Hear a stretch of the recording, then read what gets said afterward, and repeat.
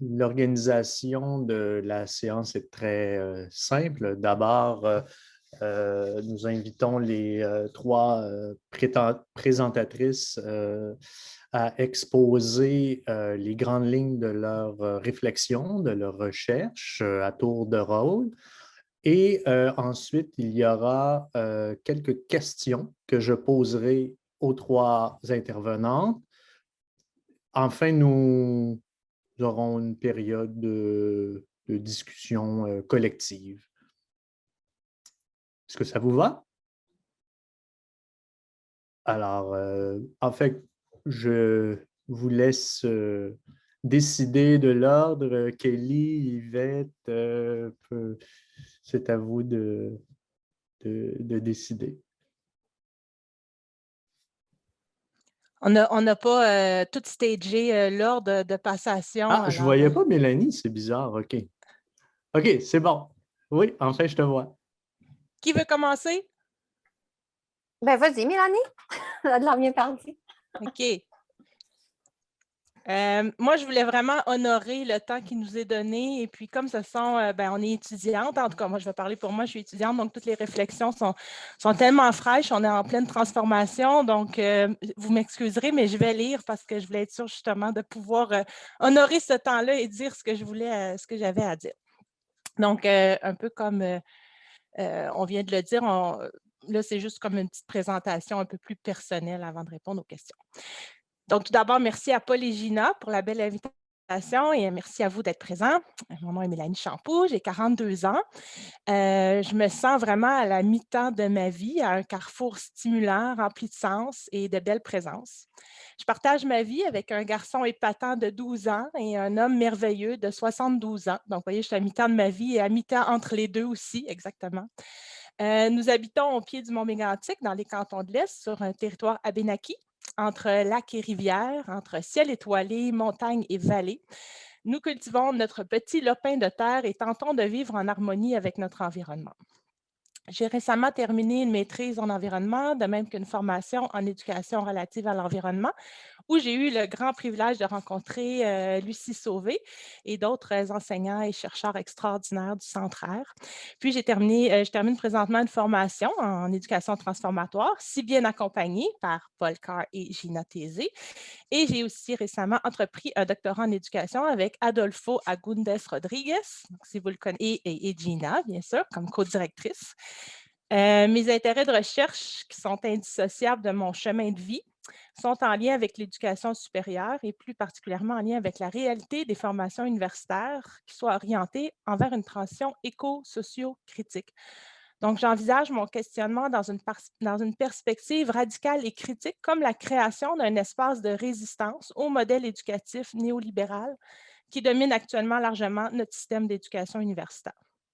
Ma démarche est un engagement à la fois créatif et critique qui se réalise par la rencontre dialogique de l'autre avec un grand A, donc d'autres identités humaines, d'autres formes de vie que les humains, d'autres savoirs, d'autres épistémologies, d'autres ontologies et d'autres visions du monde.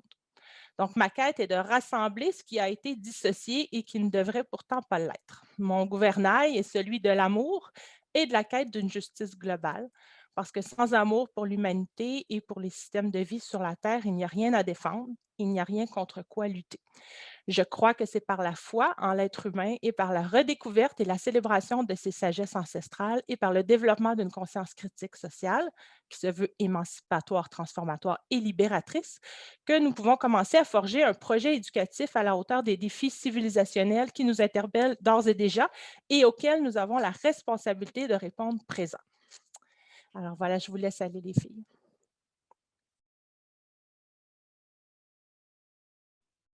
Oui, Kelly? Oui, je peux Ou Yvette? poursuivre. Je peux poursuivre. Je n'ai pas préparé de magnifiques présentations comme Mélanie l'a fait, mais je vais essayer de moi-même pouvoir. Le temps est raccourci, mais je vais essayer de me présenter brièvement. Moi, contrairement à mes collègues de classe étudiantes Yvette et Mélanie, je ne suis pas dans le milieu académique. Donc, j'ai vraiment décidé de poursuivre le programme d'éducation transformatoire avec Paul et Gina, plus dans un but personnel. Donc, c'est ça, je suis diplômée en communication à l'UQAM il y a de ça nombreuses années. Puis, dans les 10 dernières années, j'occupe différents rôles, en fait, dans le milieu de la production télévisuelle au Québec. Puis, donc, je m'intéresse beaucoup aux enjeux liés autant à la justice sociale, à la crise climatique, même que je fais un peu de crise éco-anxieuse des fois. Donc, puis à l'éducation, à la solidarité et l'éco-citoyenneté mondiale. Puis, bon, dans le milieu télévisuel, je vais parler pour le Québec parce que c'est ce que je connais. C'est quand même un milieu homogène. Donc, dans les dernières années, je me suis posé beaucoup de questions sur le rôle que les médias avaient à jouer, puis l'apport que moi, je pouvais amener par rapport à la justice sociale et tout ça. Donc, c'est ça. Donc, je souhaite apporter l'objectif de sur ce programme-là, c'est de moi-même réfléchir par rapport à ça, puis éventuellement de me mettre en action dans mon milieu et de créer, de participer finalement à la création d'un meilleur monde, quelque chose que je crois beaucoup à un idéal. Voilà, donc c'est ça. De mon côté, je m'intéresse beaucoup au manque de représentativité dans l'espace médiatique au Québec, puis les répercussions que ça a sur l'imaginaire social. Donc, je crois foncièrement, en fait, que les médias, la télévision peuvent servir de vecteur de transformation sociale. Donc, voilà, c'est en quelques mots qui je suis. Oui, Yvette, la dernière et non la moindre. Oui, bonjour, je suis Yvette Roissy, comme Kelly et Mélanie, étudiante du programme d'éducation transformatoire à la démocratie et à la citoyenneté mondiale avec la chèque d'UNESCO de CEMET, avec Paul et Gina. Je suis également enseignante, je suis d'origine chilienne, j'ai étudié au Chili à l'université qui actuellement s'appelle l'Université des sciences de l'éducation. Mais cependant, avec les coups d'État de Pinochet, cette université était connue comme Pedagógico, el Pedagógico. Actuellement, est appelée Ex-Pedagógico. Donc, cette université m'a marqué et m'a influencé et m'influence encore dans mon enseignement et ma philosophie d'enseignement. C'est où j'ai vécu vraiment une vie universitaire et une vie poétique, comme celle de mon pays, qui est une terre de poètes. Et actuellement, je vis à Montréal depuis 6 ans et mon intégration sociale, linguistique et culturelle à la société québécoise s'effectuait comme enseignante d'espagnol. Et donc ici à Montréal, il y a une vie très, on peut dire, multiculturelle, parce que je ne pense pas qu'on a vraiment une interculturalité, mais ce que j'essaye dans mes salles de cours, c'est vraiment de créer une ambiance interculturelle. Cependant, à l'occasion d'un séjour chez mes parents au Chili, l'hiver de 2018, et je me suis aperçue qu'une grande diaspora haïtienne s'est installée à Santiago du Chili. Donc, par exemple, selon le géographe Simon, qui est français, c'est un prof émérite de géographie, les diasporas sont des constructions identitaires établies dans un espace commun dont les individus ont les mêmes sentiments d'appartenance et de mémoire collective. Et aussi, il s'agit d'un événement sans précédent car c'est la première fois que le Chili accueille un grand nombre d'immigrants d'ascendance africaine. Donc d'abord, toutes ces études de Paris, par exemple de 2018 et 2019, on conclut que les enfants d'origine haïtienne sont victimes d'un processus de racialisation de leur insertion quotidienne dans les écoles chiliennes. Ainsi se construit une vision stéréotypée qui rend ces sujets sociaux plus vulnérables dans un contexte scolaire dépourvu de politiques d'interculturalité et d'inclusion scolaire. Par exemple, au Chili, se mentionne souvent qu'il y a des programmes d'interculturalité chez les populations autochtones, par exemple mapuche, mais ce n'est pas vrai, c'est vraiment plutôt une politique ethnocide et linguisticide, parce que seulement dans les écoles où il y a plus de 20% de populations autochtones, et ils ont la chance d'apprendre la langue autochtone. Donc, c'est vraiment quelque chose qui n'existait pas, c'est vraiment une éducation plutôt ethnocide et linguisticide aussi. Et donc aussi, je pense que c'était tout ouvrir les débats sur le fait que les environnements d'apprentissage devraient tenir compte des conditions socio-historiques antérieures des élèves immigrants. Et moi aussi, ici au Canada, comme immigrante, je me sens vraiment touchée pour cette étude. Également, par exemple, est urgent de réviser les mécanismes de racialisation envers les immigrants racialisés. Et donc, par exemple, je peux aussi dire qu'avec le programme de la chaire d'UNESCO, cette année, j'ai fait une étude récente avec 2 participants. Et les 2 participants aussi mentionnent que l'incident des facteurs sociaux de la société chilienne sur leur intégration et la difficulté d'avoir un statut légal au Chili. Donc, c'est-à-dire aussi que le fait de rencontrer des difficultés à obtenir des papiers légalisant leur statut au Chili, mais se réfugier dans une situation de vulnérabilité économique, sociale et aussi éducative. Donc, on voit aussi qu'ils sont victimes vraiment d'un racisme institutionnel, sociétal, et aussi cette problématique, cette étude de cas, nous fait penser aussi que l'école doit penser vraiment au développement humain. Et penser au développement humain signifie pour moi, je pense comme vraiment enseignante, et penser à la culture et à comment maintenir la diversité d'identité et de différentes cultures dans un modèle mondial d'homogénéisation, d'absorption et aussi de destruction systématique des peuples et des cultures millénaires en Amérique du Sud comme en Amérique du Nord et partout. Donc, c'est ça. Merci à vous 3. Maintenant, nous avons 4 questions. Je pense qu'avoir dit 3 tout à l'heure. 4 questions que nous avons préparées et que je soumets aux 3 présentatrices. Alors, première question très large, mais en même temps qui m'intéresse parce que j'ai plusieurs fois interpellé Gina et Paul. Alors, qu'est-ce que, selon vous, l'éducation transformatoire? Puisque mon logiciel Word m'indique toujours que transformateur n'est pas un mot. Donc, il le suit. Alors, question intéressante. Est-ce que c'est correct, les filles, si on garde le même ordre? Vous voulez qu'on varie dans l'ordre de réponse? Oh, voici. Oui? OK.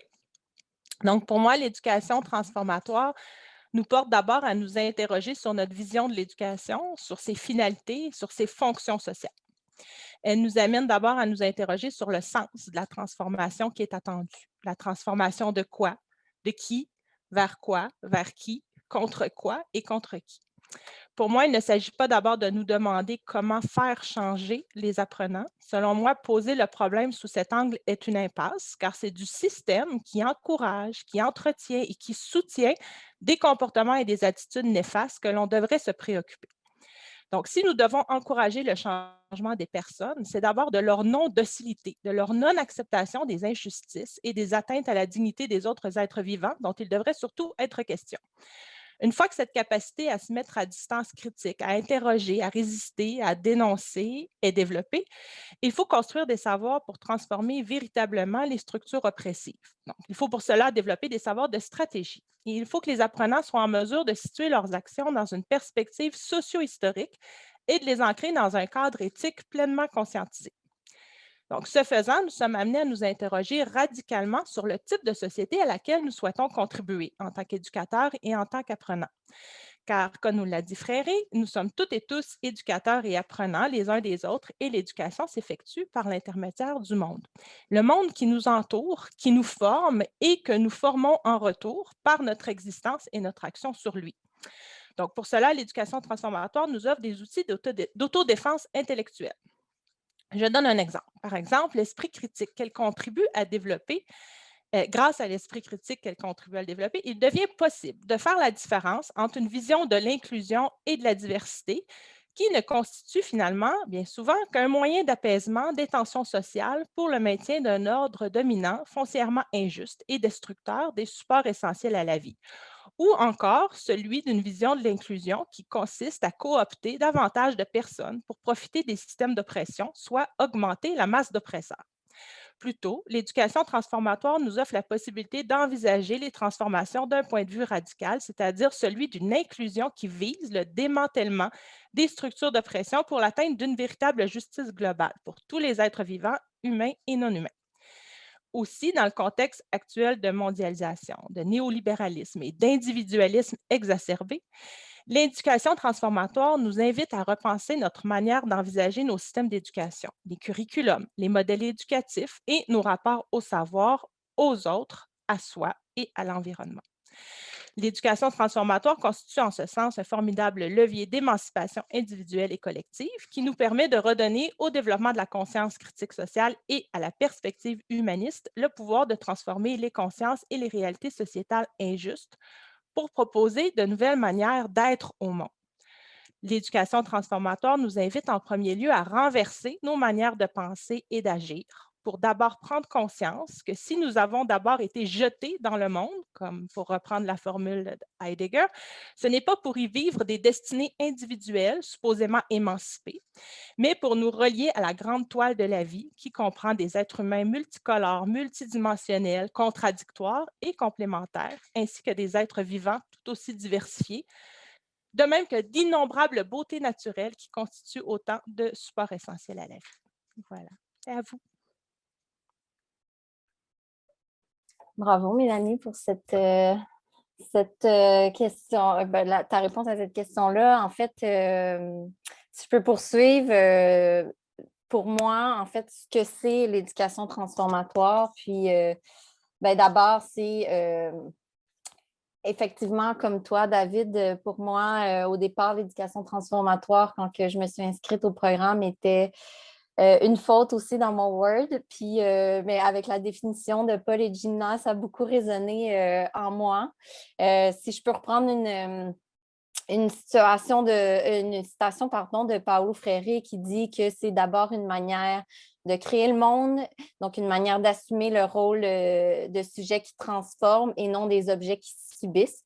Je pense que le rôle de l'éducation devrait être ça. Donc, pour moi, l'éducation transformatoire, d'abord, c'est de repenser, comme Mélanie l'a bien dit, le rôle de l'éducation dans la société, son utilité.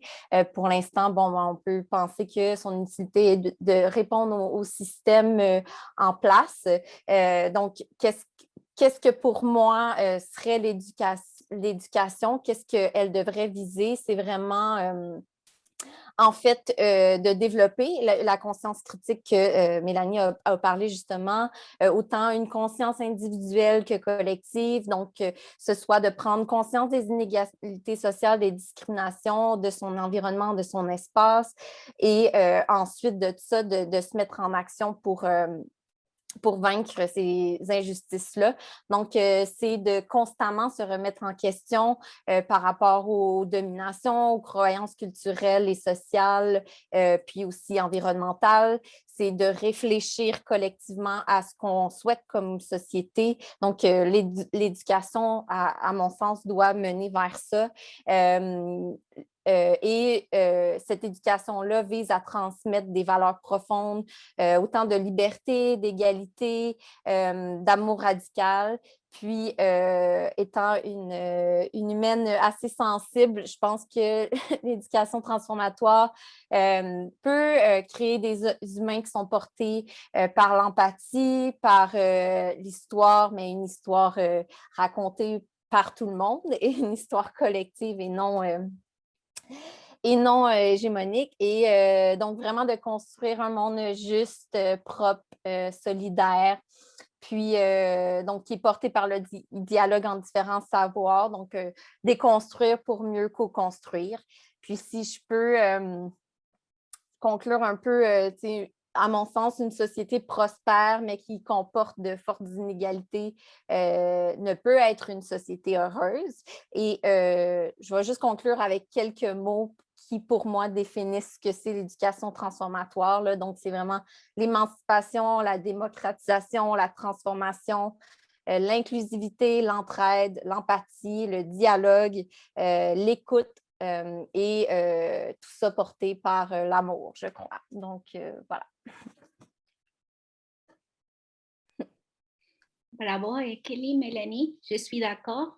Je vais juste peut-être ajouter ma vision qui est axée plus sur les dialogues, mais aussi le respect et aussi la pédagogie de l'espoir de Freire.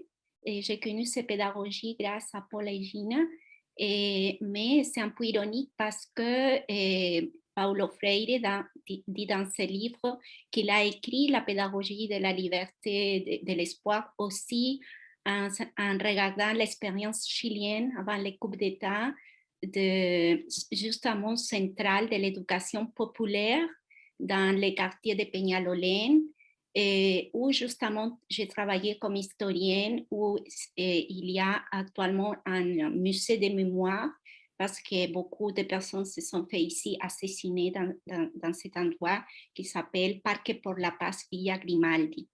Donc, je vais parler sur la pédagogie de l'espoir et axée sur la question centrale, comme j'avais dit, de l'éducation populaire, que c'est la lecture des mots et la lecture du monde. Qui habite les ombres et à partir de cette lecture, il s'ouvre à la compréhension critique de la réalité. Et dans le cas de la culture métisse chilienne, issue du peuple mapuche, que c'est le peuple autochtone le plus nombreux de la zone centrale et sud du Chili, où c'est aussi comme la création de toute cette philosophie, elle se caractérise par la authentique sagesse des vrais mots de l'être. Nous pouvons dire que la culture mapuche est une culture des mots, culture orale, comme chez les autochtones en général, car elle a appris la langue de la nature qui établit la vérité, ses correspondances, ses lois, ses rythmes, ses pratiques d'une manière irréprochable. Son imaginaire a été créé à partir de leur territoire, Gualmapu dans le cas de Mapuche, savoir-vivre et coexister avec et depuis la biodiversité. Également, ce peuple établit l'oralité car il préserve la force et la liberté, la mémoire et de la pensée. Et la liberté et la dignité humaine sont les valeurs les plus importantes de la culture mapuche. Le mapudungun, c'est la voix de la terre et la langue mapuche, mapu territoire chez gente. Les Chiliens, nous parlons par exemple une variante de l'espagnol, l'espagnol chilien, qui est caractérisé par une transformation constante à partir de l'oralité et du métissage. Par exemple, le mot qui est pololo, que c'est un mot qui vient de la voix mapuche. Il s'agit d'un insecte qui habite dans les forêts natives du sud du pays, c'est-à-dire le Gualmapu, le territoire mapuche. Ce mot s'utilise au Chili pour quelqu'un qui a une relation amoureuse, c'est-à-dire ici comme au fiancé, au petit ami. Donc aussi, ça c'est un exemple de comment même notre perception des couples respecte la liberté, la dignité et les rythmes de la nature humaine, mais en dialogue avec la nature et la biodiversité aussi. Donc, par exemple, en ce qui concerne aussi ces peuples autochtones, l'être humain n'est jamais considéré comme un humain complet. Il doit plutôt travailler à construire son esprit tout au cours de sa vie, à partir de la recherche et du développement de différents niveaux de conscience et de superconscience, tels comme parle Paulo Freire, mais aussi de inconscience est très développée. C'est pour ça que c'est une philosophie, mais aussi une spiritualité de 15 000 ans d'histoire dans la Terre. Cette sagesse traditionnelle issue de l'oralité directement liée, comme j'avais dit, à ce peuple, mais aussi on voit par exemple que c'est pour ça que j'ai fait une étude au Chili, parce que je vois que c'est un exemple aussi d'interculturalité. Je pense que actuellement, on ne peut pas dire comme, par exemple, ça d'être mapuche ou être non mapuche, c'est vraiment une sélection, une séparation qu'a fait l'État chilien et qu'a fait l'école. Et cette sélection a été à partir de notre nom de famille, quelque chose que je trouve vraiment comme un crime contre l'humanité. On ne peut pas prendre les personnes qui habitent à côté de moi et les torturer parce qu'il y a mon nom de famille mapuche et moi j'ai un nom de famille qui provient de l'Europe, de la France. Et aussi, par exemple, je veux dire que les professeurs, chercheurs, ethnographes et philosophes aussi, Sublette, explique dans son interview sur le canal YouTube le concept de sagesse traditionnelle pour les différencier des connaissances empiriques des sociétés occidentales, comme ici, par exemple, comme la société canadienne. Il soutient que la sagesse est une création de l'esprit, le plus haut niveau de conscience humaine en termes philosophiques.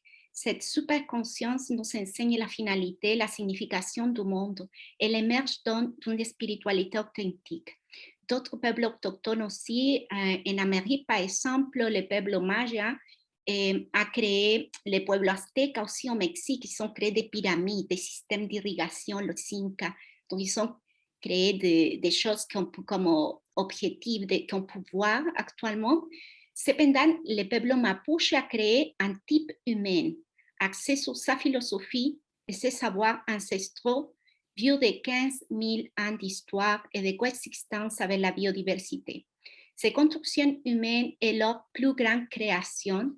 Elle met l'accent sur leur esprit, philosophie, et celle que les Mapuches ont protégée pendant des siècles de résistance et actuellement aussi. Il y a des prisonniers mapuches politiques et aussi non mapuches, c'est-à-dire chiliens, comme dit l'État, qu'on nous appelle, nous a séparés. Et donc, aussi, il faut dire que ce n'est donc pas un hasard que les seuls poèmes épiques en Amérique aient été écrits par un espagnol, Alonso de Ercilla, el siglo XV, le siècle XV, pour rendre honneur à ces peuples qui possèdent un noble imaginaire de la liberté, de la dignité humaine. C'est-à-dire que aussi les Espagnols, ils ont aussi donné la liberté à peuple mapuche parce qu'ils sont reconnus être en face d'une personne avec une noble vraiment imaginaire de l'être humain. Donc, pour un peu donner comme une conclusion, je pense que c'est important qu'une éducation, par exemple, transformatoire, ne peut pas exister en isolement des Premières Nations et des savoirs autochtones. Et c'est pour ça que je suis très motivée de mon étude d'intégration de la diaspora haïtienne au Chili, parce que c'est une rencontre des cultures. Si on voit des sujets, et aussi les diasporas haïtiennes portent la culture afrodescendante, qui est aussi une culture originaire, et aussi comme des Premières Nations, car l'Afrique, l'être humain provient de l'Afrique, c'est le continent le plus ancien de la planète. Donc, je m'arrête ici pour continuer le dialogue. Oui, merci. Nous avons une deuxième question. En quoi les fondements et vos réflexions sur l'éducation transformatoire vous permettent-ils d'avancer dans votre vie personnelle et professionnelle? Merci. Donc, moi, je dirais que ma plongée dans la conceptualisation d'une éducation transformatoire m'a d'abord amenée à approfondir ma compréhension des pédagogies critiques et des théories critiques de l'École de Francfort. Et cette familiarisation avec des auteurs comme Freire, Kincheloe, Giroux, Shore, Hooks et McLaren, que j'ai eu le bonheur d'écouter hier, me permet d'appréhender les réalités sociétales de manière critique, ce qui me permet en premier lieu de résister à l'idéologie néolibérale qui imprègne de manière dominante nos systèmes d'éducation et la globalité de nos vies, non seulement en société, mais désormais également dans la sphère du privé et de l'intime. Ensuite, l'éducation transformatoire me permet d'être plus à l'écoute des voix qui sont tenues à l'écart, qui sont souvent muselées, ridiculisées, chosifiées et rendues marginales. Par une meilleure appréhension du concept d'hégémonie culturelle de Gramsci, je fais l'effort constant de me décentrer de mes référents culturels de base. Donc, je cherche à travers l'étude de mon curéré, mon curriculum de vie, à déconstruire mes présupposés pour mieux écouter et chercher à comprendre l'autre sans poser un jugement a priori. Autre point important auquel l'éducation transformatoire m'a permis de travailler, c'est sur le dépassement des dualismes de ma pensée qui a été forgée par des dichotomies multiples. Donc, je cherche maintenant à être plus à l'aise avec la complexité et les multiples incertitudes. Je cherche à me réconcilier avec ma finitude, ma vulnérabilité, mon ignorance immense et ma fragilité. Je cherche à donner plus de texture et d'épaisseur, en fait, au mot humilité. Cela rejoint mon engagement à élargir mes savoirs et ma compréhension du monde par l'étude d'autres épistémologies, notamment par les épistémologies des Suds. Voilà. De mon côté, en fait, je crois que les fondements qu'on vient de discuter de ce que c'est pour nous l'éducation transformatoire, ça m'a d'abord permis de mettre en mots et de conceptualiser un ressenti, en fait, un sentiment que j'avais par rapport à ce qui se passe, une perception et tout ça. Donc, ça m'a permis ça. Je pense que le cours d'éducation transformatoire qu'on a fait, le programme avec Paul et Gina, ça a aussi permis, en fait, de l'expérimenter au travers de l'approche des cours dialogiques qu'on avait. Je pense que c'est, de mon sens à moi, j'ai vraiment expérimenté ce que peut être l'éducation transformatoire. Donc, le conceptualiser, le rationaliser en quelque sorte, quoique j'aime bien mettre un bémol sur la rationalité parce que je trouve que ça a certaines limites, puis que ça peut servir des fois à subordonner une expérience ou un ressenti à quelque chose de moins important que des faits, des preuves ou des chiffres. Puis c'est ça, c'est pas... Donc, je mets ce petit bémol-là, pardon. Donc, je pense que les principes de dialogue, d'écoute, d'inclusion, d'amour qui sont vraiment au cœur de cette éducation transformatoire-là, me permettent un meilleur engagement dans mon propre apprentissage, autant professionnel que personnel, de prendre conscience qu'il y a vraiment une pluralité de voix, d'idéologies, de croyances, de valeurs, puis de favoriser une mise en action qui est solidaire, malgré les réalités qui sont distinctes, mais de vraiment appuyer, j'utilise encore une fois le mot allié avec un bémol, mais vraiment être un allié aux causes qu'on expérimente moins. Donc, c'est ce que je souhaite. Puis dans les dernières années, ça m'a vraiment, sans que je sache que formuler le mot, le concept d'éducation transformatoire, mais je pense que ça a vraiment permis de réfléchir à mon propre rapport à ma société, mais aussi d'un côté plus philosophique et spirituel, mon rapport au temps, à mon espace, à mon environnement. Donc, pour moi, être un être humain, c'est quelque chose qui est en devenir, c'est de se transformer, de se retransformer. Puis je pense que faire société aussi, c'est le même principe. Donc, c'est un processus qui n'achève jamais.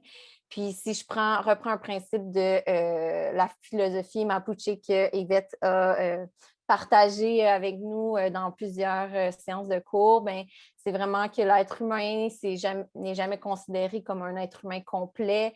Il faut travailler à construire son esprit à tous les jours de sa vie à partir de la recherche et du développement des différents niveaux de conscience. Donc, pour moi, c'est ce que je souhaite apporter. Là, en fait, c'est ce que les fondements et les réflexions de l'éducation transformatoire m'apportent dans ma vie. Voilà. Oui, merci à les deux, Kelly et Mélanie. Mais alors, pour moi, comme enseignante, par exemple, la première chose considérée à mes étudiants, avec tout, avec son spiritualité, ses langues, ses imaginaires, tout, avec toute cette belle diversité que, comme j'avais dit, existe ici à Montréal, où j'enseigne l'espagnol actuellement. Mais aussi le respect d'être à l'écoute, c'est pas facile. C'est quelque chose aussi que j'ai appris des cultures autochtones parce qu'on commence pour écouter, c'est la première chose avant les dialogues, observer. C'est comme ça comme les Mapuches ont observé la biodiversité. La première chose, c'est observer avant et après, on peut comme connaître on doit connaître avant respecter, on doit connaître avant aimer quelque chose. Donc, il y a un processus avant. Mais aussi, par exemple, pour donner la conclusion, je pense aussi, par exemple, dans les côtés de la recherche, qu'il est impossible de parler, par exemple, d'environnement, de l'éducation transformatoire à la citoyenneté mondiale et à la démocratie, sans établir un dialogue entre les savoirs scientifiques, aussi provenant de l'Europe, de l'Amérique du Nord, et les savoirs ancestraux. Mais en plus, ces derniers sont porteurs de réponses pour permettre à l'éducation de faire face à la crise actuelle de la déshumanisation. Par exemple, voilà, ici maintenant, ça c'est l'école pour moi, c'est un ordinateur. Nous sommes dans une crise mondiale avec la pandémie. Même au Chili, j'ai enseigné, il y avait des fois des problèmes sociaux, même une fois un tremblement de terre à l'école. L'école était un endroit où les enfants étaient bien, étaient safe, comme sécuritaires, mais actuellement non. Donc nous sommes dans une crise. Donc je pense que les savoirs ancestraux permettent à l'éducation de faire face à cette crise. Donc pour moi, avant nous avons parlé comme d'une éducation humaniste. Je pense que maintenant, post-pandémique, actuellement, on doit parler de la humanisation, une éducation qui humanise à l'être humain, qui commence à vraiment avoir des enjeux de déshumanisation. Donc, la lutte, pour moi, des revendications du peuple mapuche, du peuple chilien et aussi du peuple haïtien au Chili, sont des mouvements sociaux qu'il faut vraiment regarder, écouter. Et c'est un exemple pour moi comme enseignante et comme dans cette recherche que j'ai fait toute ma vie, de chercher des réponses. Et donc, oui, parce que je pense aussi que la culture, nous sommes tous des êtres interculturels, l'être humain. Donc, c'est ça. Et aussi, quelque chose que j'aimais à la pratique, c'est que je vais faire un doctorat avec Gina et Paul. Donc, c'est aussi grâce à l'éducation transformatoire que je m'engage encore et retourner aux études. Et donc, c'est ça. Bravo pour cette présentation. Maintenant, nous avons une troisième question. Peut-être, donc, on va accélérer un petit peu pour avoir le temps aussi de discuter en plénière, sans vous bousculer évidemment. Comment souhaitez-vous mettre en œuvre une éducation transformatoire? Donc, je pense qu'on est plus dans la praxis maintenant. Oui, à vous. Oui, alors, comme je le disais au début de la rencontre, je suis actuellement au début de mon parcours de doctorat. Donc, mes apprentissages en lien avec l'éducation transformatoire contribuent d'abord à clarifier ma posture de chercheur et ma posture d'éducatrice en devenir. Et ça me permet par ailleurs d'orienter toutes mes relations avec mes pairs, les participants à la recherche, les enseignants qui supervisent mon travail dans une perspective dialogique, émancipatrice, de bienveillance aussi, puis de reconnaissance mutuelle.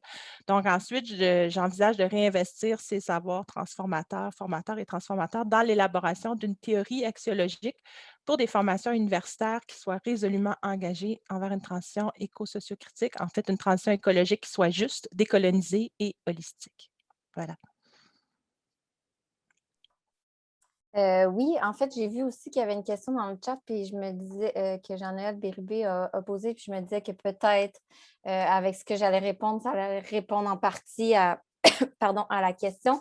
Mais donc, comment je souhaite mettre en œuvre cette éducation transformatoire-là? Bon, bien, pour ma part, comme je l'ai dit, je crois que la mise en œuvre de l'éducation transformatoire doit de un, se faire dans des milieux éducatifs formels, mais aussi informels, comme le sont les médias. Donc, c'est un milieu pédagogique informel. Je pense que de mon côté, je pense que Jean-Noël parlait plus de numérique, là, mais je pense que, comme moi, je suis en production télé, je pense que les artisans, les diffuseurs, les producteurs, productrices, on a tous une responsabilité dans ce qui est mis de l'avant dans notre télévision. Je pense qu'il y a vraiment une prise de conscience des personnes en situation de pouvoir dans ce milieu-là qu'il y a à avoir. Donc, d'abord, une humilité de reconnaître qu'on a tous une grande influence sur la construction des perceptions, des représentations, des imaginaires des sociétés. Puis, donc, effectivement, comme Jean-Noël parlait, il y a une crise médiatique en ce moment, puis je pense que le manque de représentation, puis la façon qu'on raconte les récits qui ne sont pas les nôtres, je parle les nôtres parce que je suis une femme blanche, là, en fait, mais donc, c'est ça. Donc, la façon qu'on a représenté certaines, comment je dirais ça, la façon qu'on a présenté dans le passé certains récits, ça s'est imprimé dans la mémoire collective. Donc, ça participe encore et toujours à forger notre présent. Puis, c'est comme une roue qui tourne, en fait. Donc, il faut vraiment, à mon sens, travailler en ce sens pour permettre une pluralité des voix, co-créer cet imaginaire social-là, que les médias engagent le devenir des sociétés. Fait que de manière concrète, je pense qu'il est plus que temps de laisser la place, l'espace, l'opportunité de faire entendre des voix de personnes jusqu'alors ignorées dans l'espace médiatique, d'entendre leurs récits, de créer des nouveaux symboles. Je pense que l'être humain réagit beaucoup aux symboles, de nouvelles images, de nouveaux discours dans l'espace social. Malheureusement, bon, il y a quelques obstacles pour y arriver là. Effectivement, en ce moment, les médias marchent au financement, donc c'est des obstacles qu'il faut surmonter, mais à mon sens, il faut vraiment brasser le statu quo de ce qui se fait jusqu'à maintenant, de la manière qu'on fait la télévision, qu'on la raconte. Je crois que ça peut participer à créer des ponts, à lier une vie commune, puis de créer un meilleur vivre ensemble finalement. Donc, j'en ai, vous me direz si j'ai répondu à votre question d'une manière ou d'une autre, là, mais voilà. Mais oui, je vais juste peut-être ajouter, justement, si on pense à tout qu'a dit Kelly, mon côté, par exemple, comme enseignante et aussi dans la recherche et en éducation, reconnaître les limites précaires de la conscience d'être humain pour percevoir la réalité. Et ça, c'est aussi issu de la culture mapuche, que les décisions de sécurité pour conduire à l'être humain à un raisonnement dogmatique et à l'élimination de tout facteur divers qui le met mal à l'aise. Pour conséquence, sans l'aide des autres, les hommes ne peuvent pas vraiment percevoir la réalité. Donc, l'être humain, nous avons besoin de l'autre pour nous approcher un peu à la réalité. Mais aussi, par exemple, je pense que c'est important, justement ça, comme a dit Kelly, d'être à l'écoute des personnes marginalisées, stigmatisées aussi. Et comme j'avais dit aussi avant, faire les dialogues entre les différentes spiritualités, philosophies. Comme dit aussi Paul Carr dans sa théorie de la blanchitude, qu'il n'y a pas comme une culture qui soit vraiment meilleure que l'autre, il n'y a pas un être humain meilleur que l'autre. Cependant, nous sommes dans un système très compétitif. Et donc, c'est pour ça que je m'engage dans une recherche en éducation, en cherchant justement une éducation qui humanise à l'être humain, qui est vraiment en crise. Nous sommes dans une crise mondiale. Et pour faire ça, je pense qu'il faut vraiment dialoguer avec cette culture ancestrale. Donc, c'est ça.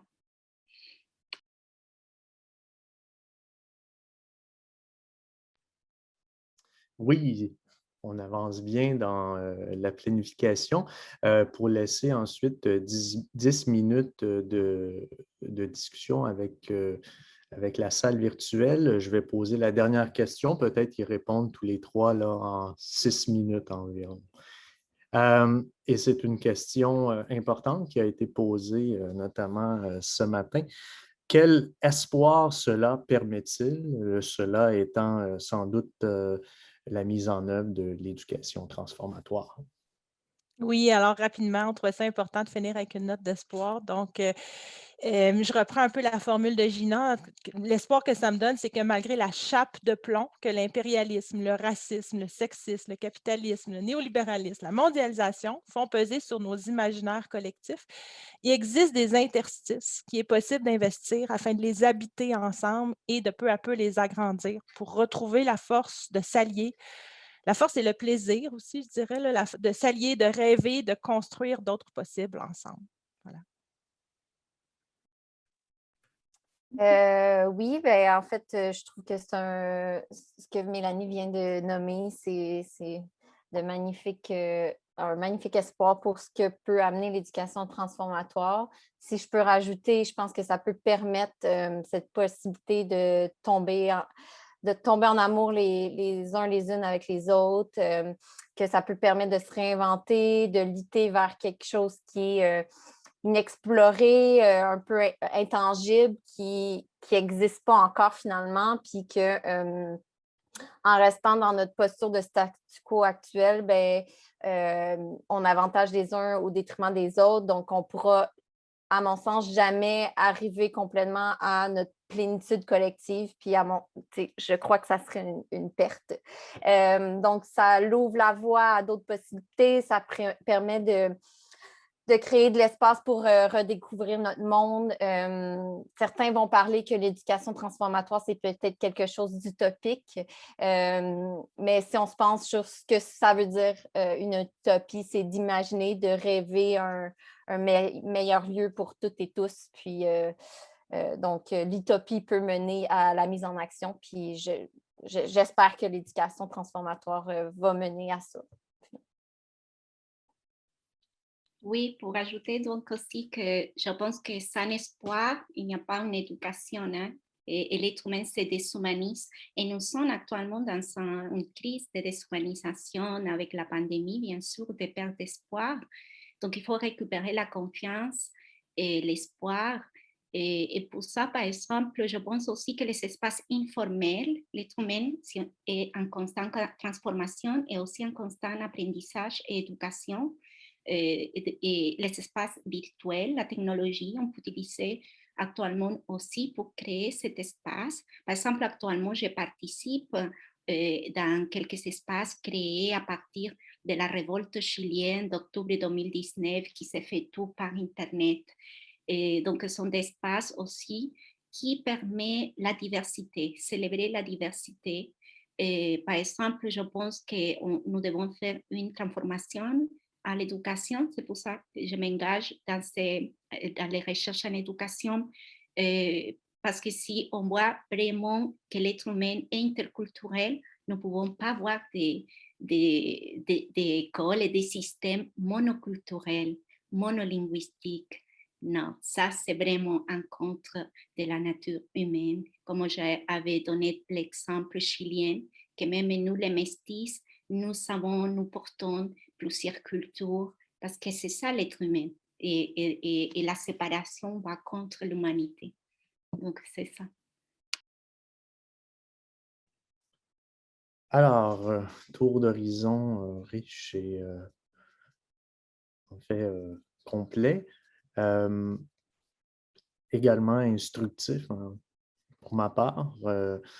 Je maintenant ouvre la discussion en fait pour l'ensemble de la salle. Si vous avez des questions, des commentaires, je pense que nos 3 présentatrices sont prêtes à répondre.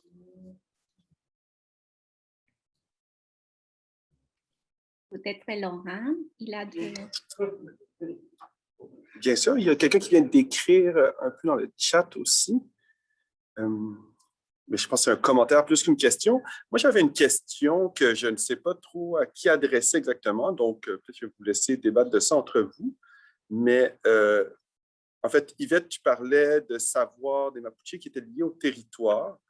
Et tu as un peu anticipé la question dans ta dernière intervention, mais je me demandais quel genre de territoire était créé par le numérique et cet espace globalisé et quel savoir on pouvait tirer de cet espace-là.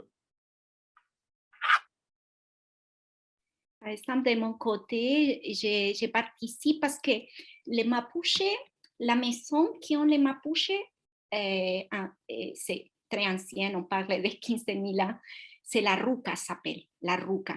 Et c'est une maison créée à partir aussi de la biodiversité. Et donc, c'est très écologique. Hein? C'est pour ça que je pense que c'est un exemple vraiment de l'équilibre de l'être humain avec l'environnement. Mais la ruca aussi, c'est un endroit de rencontre, donde se encuentra uno. Et on prend ça, les mates. Les gens prennent ça et on partage ça et on parle, on discute chaque jour. Et donc, c'est ça aussi comme la sociologie que nous avons besoin de l'être et de l'autre. Et par exemple, actuellement, je participe dans des rucas virtuelles et où nous avons des sages, personnes anciennes issues de la culture mapuche qui parlent le mapudungun, qui nous parlent de la culture mapuche. Et donc, je vous invite aussi à vous, les Québécois, à aller rencontrer vos peuples ici, anciens, pour avoir une pertinence. Ça aussi, je vois ici une crise, par exemple à Montréal, quand la pandémie a commencé, j'ai enseigné aussi l'espagnol dans un centre à le plateau Mont-Royal où sont des personnes âgées qui s'appellent le projet Changement. Et j'ai donné quelques ateliers d'espagnol. Et ça, pour moi, c'était très intéressant parce que comme j'étais aussi prof d'histoire-géographie, pour créer une appartenance avec ce territoire. Donc, pour moi, par exemple, une éducation transformatoire doit être en dialogue avec les personnes âgées, avec les personnes qui habitent ce territoire, avec nous, avec les enfants, pour que nous puissions aussi développer cette appartenance. Par exemple, actuellement aussi, j'ai beaucoup d'élèves québécois qui, après l'isolement, ils se sentent hystériques seulement parce qu'ils ne peuvent pas voyager. Mais c'est maintenant le moment de nous approprier, de créer cette pertinence avec nos espaces. Et on peut pas voir, on peut voyager, c'est bien, connaître le monde si les personnes ont ces possibilités, mais aussi avoir ce dialogue avec notre espace local.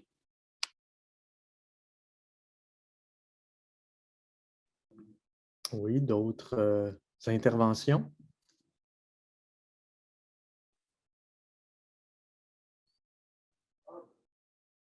Je vais peut-être continuer. Dans ce cas-là, dans ma lancée de questions, c'est peut-être plus dirigé vers Kelly. Actuellement, on voit, mais je pense qu'il y a quand même certains mouvements qui viennent de plusieurs institutions pour mettre de l'avant la diversité. Et il y a eu quelque chose de contradictoire, en tout cas à mon sens, qui est apparu quand la CIA a mis de l'avant, en fait, la diversité au sein de son institution qu'elle est, alors qu'elle est souvent reconnue comme une instance impérialiste qui a promu beaucoup de coups d'État et beaucoup d'oppression, et qui récupère cette mouvance-là à l'ouverture vers la diversité, qui est tout à fait bénéfique à mon sens, mais comment faire une éducation qui permette de prendre en compte justement cette récupération de cette ouverture à des fins qui peuvent être, je ne sais pas nécessairement louables. Tu parles un peu du principe du tokenisme ou d'un token? Oui. Oui, c'est ça.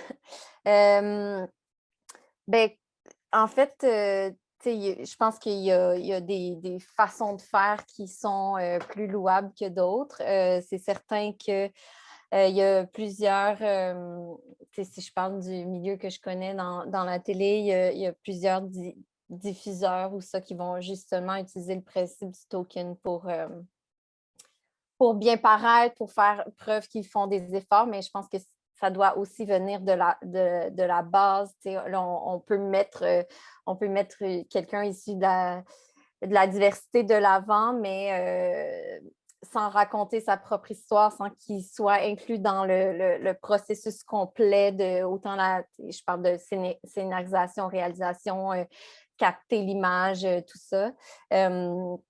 Donc, c'est difficile, je pense qu'il faut être critique comme personne à savoir quand est-ce qu'une compagnie, comme tu parles de la CIA, utilise un token. Je pense qu'on peut parler... Paul est aussi expert en littératie des médias, je crois. Donc, c'est vraiment, je pense, conscientiser au niveau pédagogique les personnes par rapport à ça. Puis c'est un défi. Là, en ce sens-là, c'est clairement un défi. Je pense que ça se peut. Je pense qu'on est certaines personnes dans mon milieu qui se posent ces questions-là, qui essayent de changer les choses. Mais c'est ça. Ça se fait petit pas par petit pas. Puis j'espère un jour qu'on va arriver à dépasser justement le token, là. C'est un souhait que je nous fais. Oui, merci. Kelly. Paul souhaite intervenir. Oui, merci beaucoup. J'ai une question pour Laurent. Non, j'aime beaucoup tes questions, Laurent. C'est très beau. J'aime évidemment. Tu veux fermer le micro, Gina? Oui, j'aime bien évidemment nos étudiantes, pas seulement comme étudiantes, mais les relations qu'on a établies. C'était une expérience relationnelle, je pense. Je souhaite, j'ose dire. J'aimerais vous demander précisément, quand on se lance dans l'éducation transformatoire, qui est pour moi un processus dialectique pour mettre en question nous-mêmes, nos relations, la vie, les gens, le savoir, on s'évolue et il faut beaucoup d'humilité. Je n'ai pas de réponse, mais qu'est-ce que ça représente pour vous si on se transforme trop, qu'on commence à remettre en question nos familles, nos communautés, nos valeurs? Comment on peut se retricoter pour faire du sens? Et évidemment, on le fait pour faire partie de la société, mais en même temps, le plus qu'on s'engage là-dedans, par exemple l'antiracisme, est-ce que ça vous touche? Est-ce que vous voyez que c'est plus que juste l'éducation? Mais voilà, mais merci beaucoup. Hein. Je peux répondre un petit peu? Moi, j'ai beaucoup, à travers les travaux que j'ai faits dans les cours, déconstruit des choses de mon passé, puis ça a inclus, bien sûr, des personnes de mon entourage que j'aime beaucoup. Donc, je me suis questionnée à savoir jusqu'où j'allais aller là-dedans, puis est-ce que je l'écris? Est-ce que je leur partage, par exemple? Puis finalement, je pense qu'il faut faire attention à un piège mais en fait, je pense que ce que j'ai dit dans ma présentation, c'est que mon gouvernail, c'est l'amour, puis l'amour radical de Fréry m'a beaucoup aidée dans le sens que finalement, même si je deviens plus critique face à certains discours de personnes près de moi ou de d'autres personnes que je rencontre, je les aime quand même parce que je les comprends. Donc, au contraire, je dirais que ce qui m'éloignait de mes proches, mais que je ne comprenais pas complètement, consciemment, causait des frictions puis du rejet de ma part. Puis que là, maintenant que je le comprends mieux puis que je le conscientise mieux, je peux plus faire la paix avec ça. Donc, quand je parlais du mi-temps de la vie, je pense que c'est un moment important pour faire la paix complètement avec l'éducation qu'on a reçue. Oui. Si je peux ajouter, c'est ça, en fait, l'éducation transformatoire, un de ses fondements, c'est le dialogue, l'ouverture à l'autre, l'écoute. Donc, je pense que de couper les ponts avec sa famille, son environnement, comme Paul disait dans sa question, c'est pas justement ce que c'est l'éducation transformatoire. Donc, je pense que c'est vraiment d'être à l'écoute, de ne pas se braquer, parce que je pense que si, au contraire, on rejette leurs propos, ils vont plus se braquer. Je peux te donner un exemple. J'ai écouté un podcast de Radio-Canada Audio de Conviction qui sont allés à la rencontre de conspirationnistes sur la COVID-19. Puis, dans le podcast, il y a vraiment un dialogue qui est amené, puis on comprend un peu de où qui partent ces personnes-là. Au contraire, ils ne se braquent pas quand le journaliste pose des questions, tout ça. Donc, je pense qu'il y a vraiment... je pense que de faire la coupure, ça participe juste à la polarisation des idées, puis je ne pense pas que c'est la solution, en fait. Donc, c'est vraiment d'y aller peu à peu, apporter sa vision des choses, puis je pense que c'est au travers de l'expérience, au travers de la représentation que ça peut faire peut-être débloquer des choses. Coudonc, je bégaye. Chez les personnes, finalement. Donc, voilà. Oui, Avant juste de... Oui, est-ce que... peut-être pour Oui, aussi pour allez-y. répondre à la question de Paul, mais que je suis déjà éloignée, hein, que j'ai parti de mon pays pour venir à l'autre côté de la planète, de l'hémisphère sud jusqu'à l'hémisphère nord.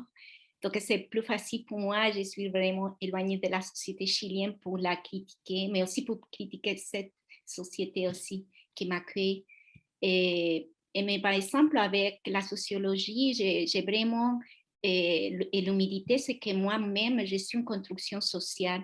C'est pour ça que j'ai commencé cette recherche aussi de savoir qui nous ont été avant, avant tout, avant cet néolibéralisme qui est très violent dans mon pays.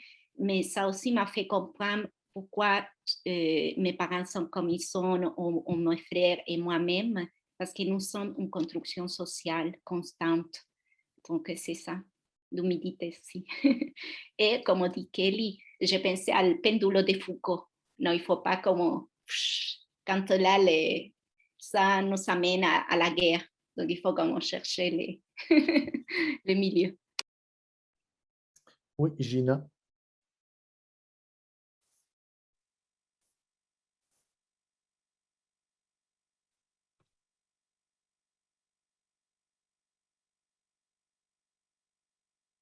On ne t'entend pas, Gina. Oui, Gina, peut-être tourner, ouvrir le son. Le micro semble ouvert. Ça peut être qu'elle a enlevé le... Oui. Le technicien s'en vient très bientôt.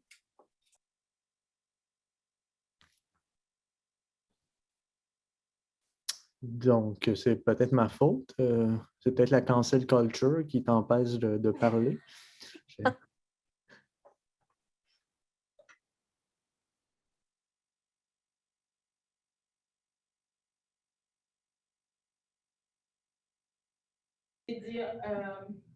Mais j'ai ouvert mon micro, Vous m'entendez maintenant? elle est pas Oui. mal à côté de moi, mais elle peut peut-être... Non, je voulais dire, je sais que la posture, merci Carl, je sais que la posture d'allié n'est pas une posture facile. On se retrouve littéralement entre l'arbre et l'écorce et on risque aussi d'être pris à partie et par l'arbre et par l'écorce, on pourrait dire. Et donc, en fait, être allié, surtout dans une cause d'antiracisme, de féminisme, de décolonialisme. Être allié, en fait, c'est prendre un risque, hein, c'est être très courageuse, c'est être très courageux. Et tout à l'heure, Kelly, tu as parlé d'allié et tu as dit avec un bémol. Alors, j'aimerais savoir... En fait, oui, je me suis mal exprimée. À mettre un bémol autour d'allié, voilà. En fait, je me suis mal exprimée quand j'ai dit mettre un bémol. En fait, c'est que je crois qu'on ne peut pas se définir comme, nous-mêmes se définir comme alliés. C'est ça que je voulais dire. Je pense que c'est dans tes actions, dans ce que tu fais. C'est dans ce sens-là que je voulais dire le bémol. Je ne pense pas que moi, je serais capable de me définir comme allié pour la cause antiraciste, mais mes actions font que je le suis.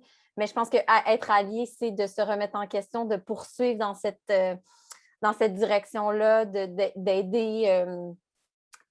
Je ne sais pas comment l'exprimer, Gina, mais je pense que tu comprends où que je veux en venir.